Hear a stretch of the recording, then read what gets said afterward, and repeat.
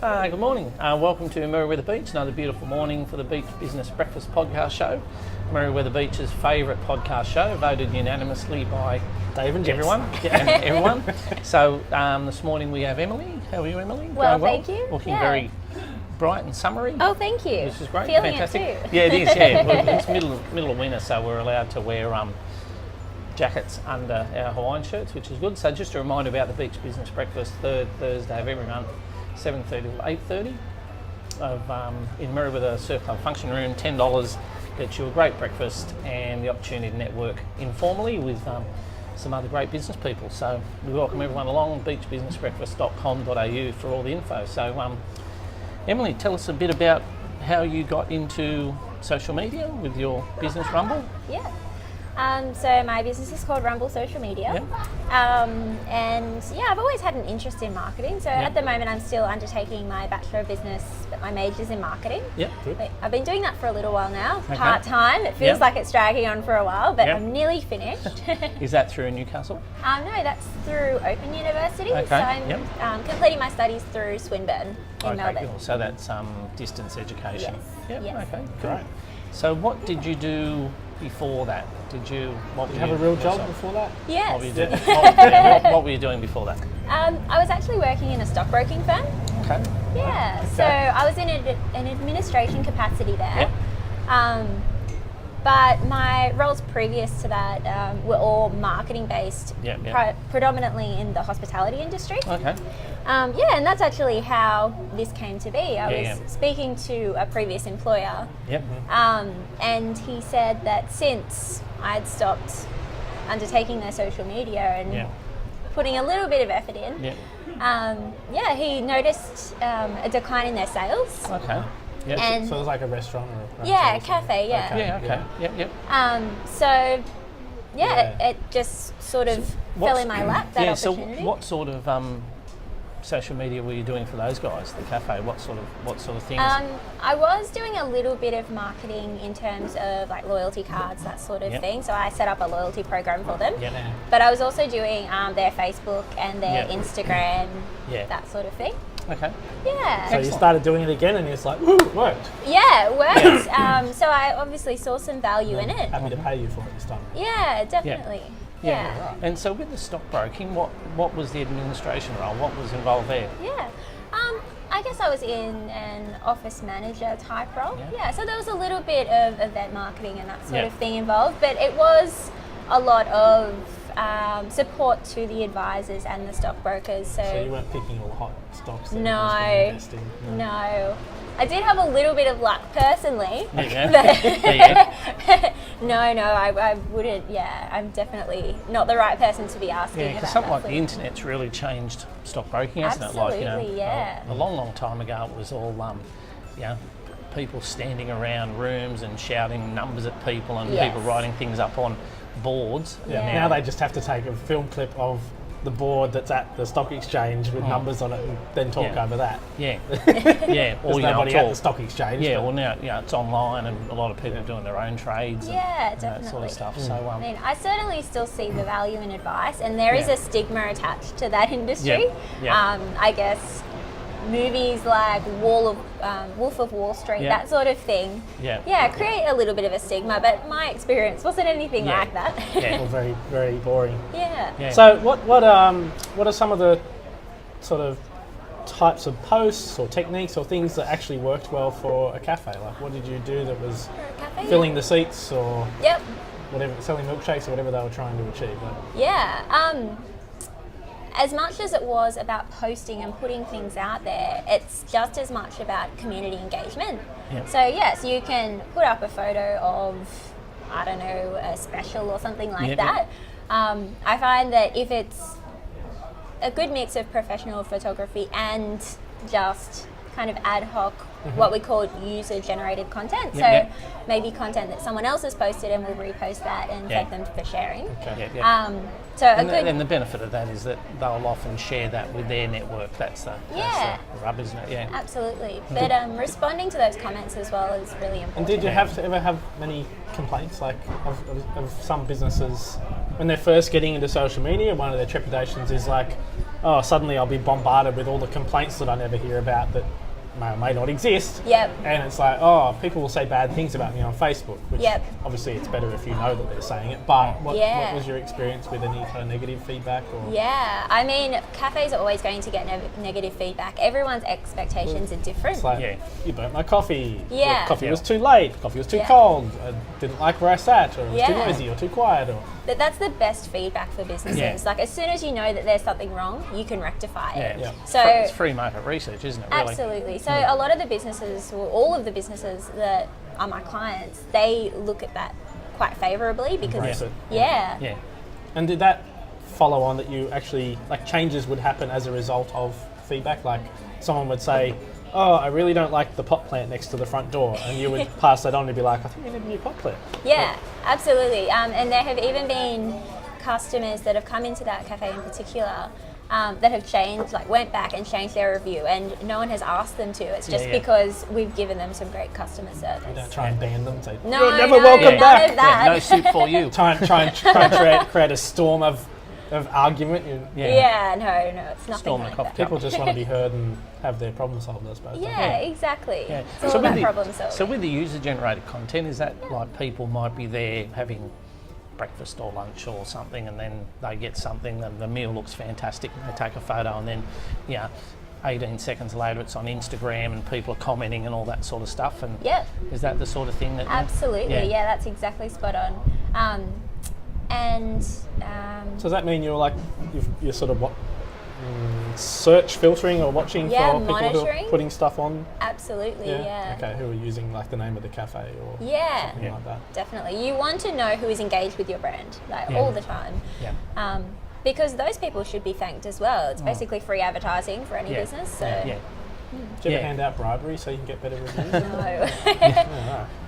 But I suppose that's the thing, like, you're often, like, say a hotel pays lots and lots of money to advertise and all this sort of stuff, and then there might be, Fred and Mary from Townsville that no one's ever met who stayed at the hotel that give it a good review or a bad review, and people go, they're more inclined to believe Fred and Mary from Townsville who they've never met and who may not even exist. Absolutely, yes. The independent authority. Yeah, exactly, someone they go, so that's the power of word of mouth, isn't it? Definitely, it's very authoritative. So Facebook's the behemoth in social media, and of course, to some degree that, I guess they include Instagram and things like that. But is there much use of some of the less commonly used social media? Like, do businesses in Newcastle use Twitter for their marketing very much? Or? Yeah, I think each platform has a different purpose. So it just depends on the business and what they want to use it for. Like, I wouldn't recommend to anyone that they should be across every single platform because that's really unreasonable. Yep. But yeah, it's becoming more popular, particularly in the younger generations, that they're looking towards other platforms than Facebook. So things like Snapchat, it's becoming popular, Periscope, that sort of thing. But I find, like, I use Twitter, and I use it more to find people that I can collaborate with, rather than find clients for my business. So, or following brands and like TV shows. So which ones do you use for your business? What? I'm on Facebook, Instagram, LinkedIn, and Twitter. Yeah. And how much time do you spend on that, like promoting your own, marketing your own business? What's the sort of, do you have a schedule where you do it for a certain period of time? Do you block time off, or is it just as the need arises? What do you do? My clients always come first. So they're my priority. But obviously I do allocate a small amount of time to do things for myself. I couldn't tell you a time period because it's different for every week, and it depends if I'm running a campaign. So at the moment I'm running an advertising campaign through Facebook and Instagram for a workshop that I'm holding. So that has involved a little bit more time and planning and that sort of thing. So you're doing open uni. How does that take up much time? Like, how much time does that take up, and what sort of things you're doing there? Definitely. So I guess open uni is a little bit different to going to uni face to face. So studying by distance education through this course that I'm taking, it's comprised of 4 study terms a year, so it's not semesters. Okay. So I usually allocate a few hours a week to just do the coursework and assessments. Yeah. So it's very manageable. So sort of it's one very subject flexible. at a time. Yeah, definitely. And do you Yeah, have to go to residential schools at all, or is it all no. just you send in assignments and you can ring the lecturer up, or have a Skype chat or whatever? It's 100% Yeah. online. Yeah. I do usually have an exam at the end of each study Yep. term or study period. Yep. So it's usually 2 or 3 hours, and it's just held at a site in Newcastle somewhere. Yeah. And have you found that you've been able to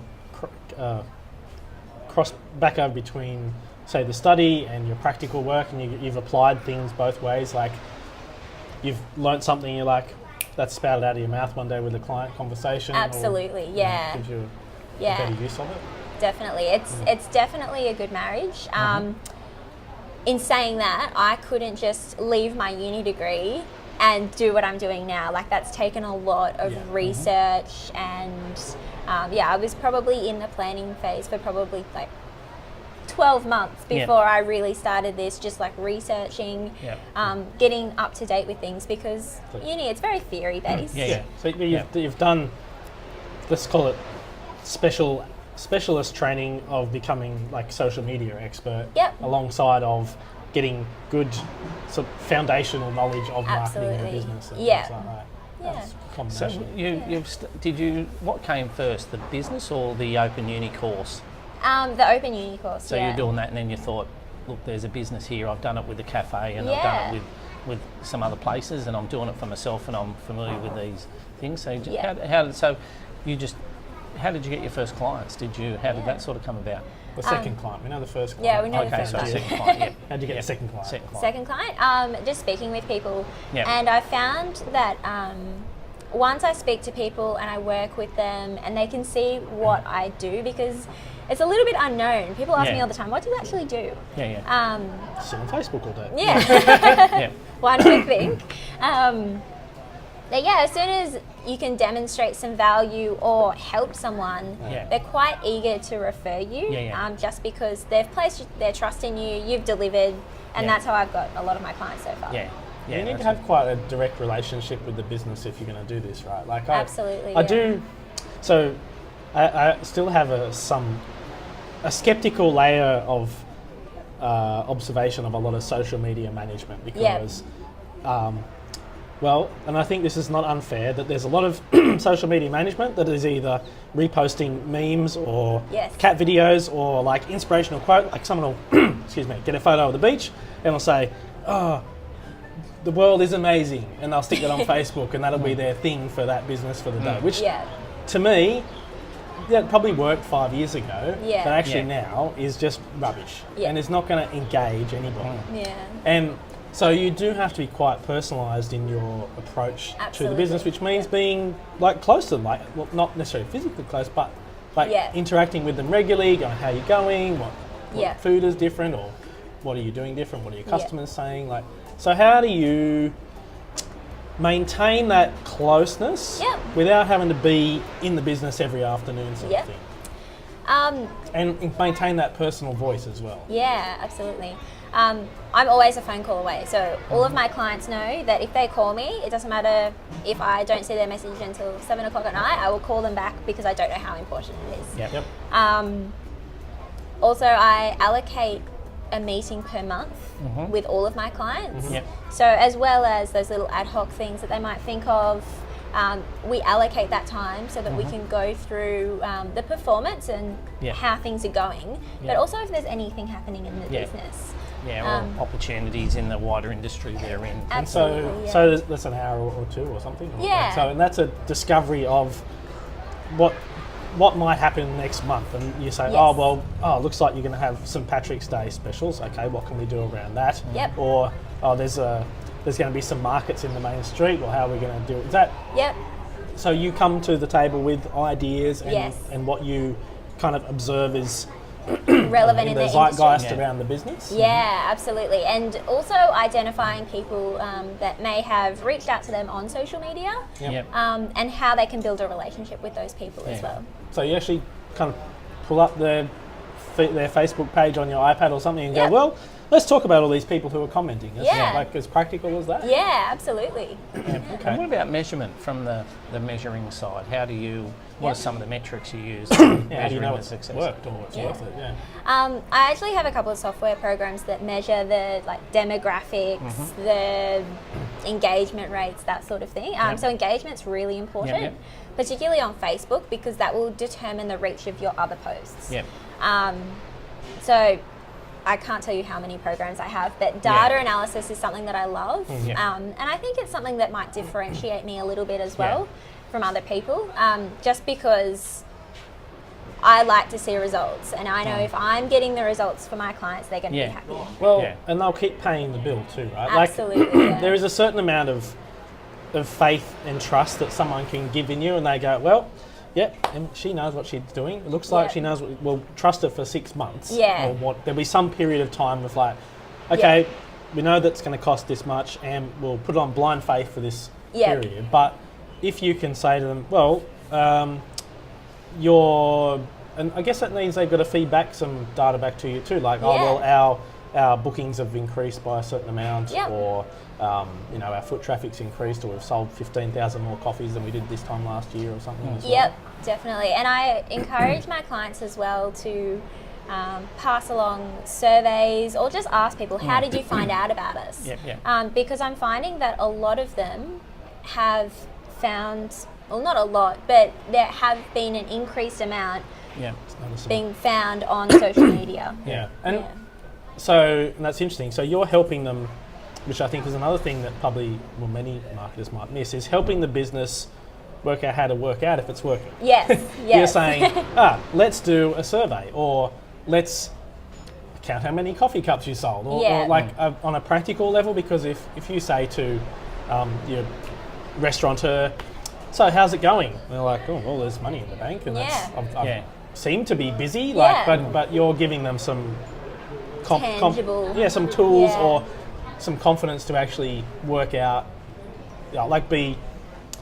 to sort of critique you in a way. isn't Yeah, it? definitely. So is it apart from like surveys, like obviously you get some metrics out of Facebook and Instagram, it Yep. says engagement and likes and things like Yep. that. What are in business practical things that you put in place sometimes?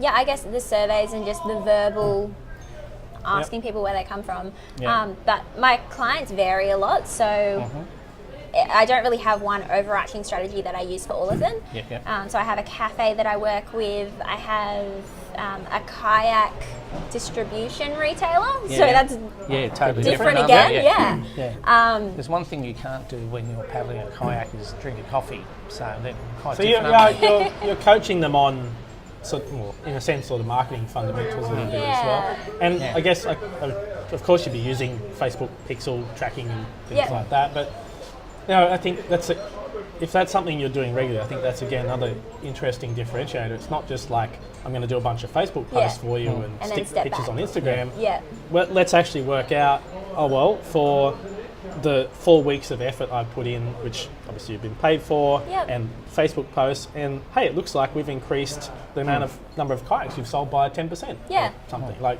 Yeah. it comes down to being really practical. Or doesn't it? getting more traffic to your website, or more calls, or Yeah. more bookings, or whatever. Yeah. So do you do much with like boosting Facebook posts and Facebook advertising and Yeah. those things? Yep. Yeah. What's the key to Yeah. boosting Facebook posts? How do you know how much money to spend and whether it's going to work or not? That is different for every business Yep. everywhere. And it depends on how it's being played in the strategy as well. Yeah. So if you're looking to generate leads or traffic to your website, boosting a Facebook post may not be the best way to go. Yeah. There are so many different advertising tools. It just depends on what you are hoping to achieve out of it. Yeah. So, just people often think about boosting. Facebook make it very obvious that you can boost a Yes. post. What are some good candidate situations, like, say, your event promotion? I guess that lends Yeah. itself to being post boosted, or Yeah. where there's a likely outcome, as opposed to boosting a post about how you've just got your car sign written or something. Like, Yeah. what give us some criteria to look at. Yeah, okay. So if you're purely just trying to create awareness, boosting a post might be a good way to go. And I wouldn't do it for everyone. So the criteria would be people that have liked your page and possibly even friends that have liked your page. Because when it comes up on another person's page that may not have heard of you before, it says XYZ likes this page. So there's already that authority. It's basically a recommendation. So that's really good. So that's re-engaging people who have interacted in the past, but of course you're nowhere in their feed, so you're boosting to be seen by them again. Definitely. So if you're not getting the organic reach that you want, so your post might have reached 400 people, but you've got a 3,000 page following, like that's how many people have liked your page. Bring that up. It would be recommended to do something like that. Excellent. No, that's good. So with Rumble, what's your sort of plan for the future? Is it like global domination, or is it you're going to just stick around local? And what's your sort of plan? Are you looking to grow and move it sort of bigger than it is now, or is it just get through your course and see what happens? Well, I definitely have a plan. It's not world domination or anything to that extent. I definitely want to stay local because I can see the value in what I'm doing here. And that's the purpose of my business, to help local businesses. No, that's good. So you'll be coming to the Beach Business Breakfast for a long time to come, which is fantastic. So, no, that's great, Emily. So thanks for that. Probably our last question is, what's the best bit of business advice you've ever been what's the given? best business advice your lecturers have given you? Sorry, can we just stop for a second? Sure. Jeremy can edit that bit out. I was going to say, I thought you were finishing up. I'm like, yes. Sorry. So just, that's all right. That's right. We can edit that bit out. While we're watching whales. Is there any there yet or not? I haven't seen any in the reflection. There's a few boats, but that's about They've gone quiet. So what's the best bit of business advice you've ever been given? All organisations start with the why. But those who keep the why are the great ones, really. It's stay true to the purpose. Absolutely. Cool. Excellent. Thank you. No worries. Thank you. No, it's cool. So just thanks to Emily. That was fantastic. Emily ran a workshop for the Beach Business Breakfast members, and then had an offer of free consultation. Was knocked over in the rush, which was really, really good. So so just a reminder: Beach Business Breakfast, third Thursday of every month. Rain, hail or shine, $10 gets you great networking. Spend an hour and a half with some people that want to help you grow your business. So if that's what you're after, come along and tell all your friends. So thanks again, Emily. Have a great day. Thank you. And Thank you. We'll see you all next time.